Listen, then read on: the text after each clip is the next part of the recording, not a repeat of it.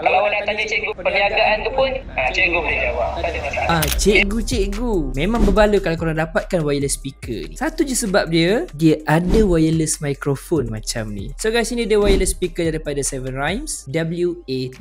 Dia punya microphone ni adalah wireless tau. Berbanding dengan speaker yang lain, korang kena pakai dekat telinga macam tu kan. Ui, serabut dah. Yang ni tak payah guys. Dia adalah wireless macam ni, plus dia adalah magnetic. So korang just klik macam ni saja kalau nak guna. Tak serabut dengan wayar. So memang sangat senang. Kat mic dia ni pula ada satu button yang korang boleh mute dan unmute. Dia ada 2.4 GHz transmission. So line dia memang clear. And dia ada juga AI noise cancellation, which is kalau korang tengah pakai macam ni, dengar suara anak murid bercakap kan, so dia boleh cut bunyi luar and dia takkan bunyi dekat speaker ni. Untuk bateri speaker ni ada 2000 mAh bateri yang bertahan sampai 23 jam. And untuk mic ni dia pula 97 mAh yang boleh bertahan sampai 7 jam. So kalau setakat satu sesi pengajaran ataupun coaching, memang tak ada masalah bateri. Untuk jarak dia, korang boleh pergi sampai 164 kaki. So kalau mic ni jauh dengan speaker ni pun tak ada masalah. Dalam kotak korang akan dapat speaker ni sendiri, charging cable, satu strap and magnetic back clip. Ini korang boleh gunakan in case kalau korang tak nak function magnetic saja, tapi korang nak juga yang boleh clip macam ni juga. Jom kita test dulu. Untuk yang ni pun awak dah boleh belajar tentang perniagaan. Apa itu modal, awak nak jual.